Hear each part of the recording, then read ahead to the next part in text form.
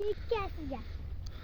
O'sha remont qilingan yo'l mana bu yerda yaqinda, yodingizda bo'lsa, meni videolarimni kuzatib borayotgan aziz obunachi va bizda obuna bo'lmasdan kuzatib borayotgan do'stlar, mana shu yerda yemirilish hosil bo'lganda, ya'ni bu tomonda fermer xo'jaligini yerigacha yuvib ketilgan joy bor edi.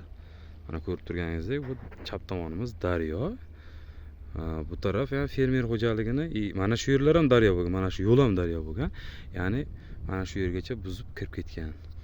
Yaqinda bu yerda ham ta'mirlash ishlari olib borilgan, ya'ni davlatimiz tomonidan. Barchalariga kattakon rahmat aytib qolamiz. Shunchalik yo'llarimizni tuzatib, rostlab berganlari uchun barchalariga kattakon rahmat aytib qolamiz do'stlar. Mana bu endi bu tarafdan ko'rinish, ya'ni suv shunaqangi darajada tushib ketgan azizlar, mana ko'rib turganingizdek, qariyb 3,5-4 metr suv pastga tushib ketib qolgan. Mana shu o'rtada u kichkina ko'rib turibdi, sizlar ko'rinyaptimi, ko'rinmayaptimi, o'sha orolcha hosil bo'lib qolgan. Bu tomonlarda ko'rsalaring do'stlar, suv juda ham tushib ketgan. Ya'ni hozir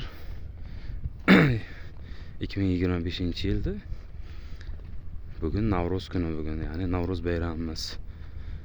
Yangi kun bayramimiz bugun. Mana ko'rganlaringdek do'stlar. Sog' bo'ling.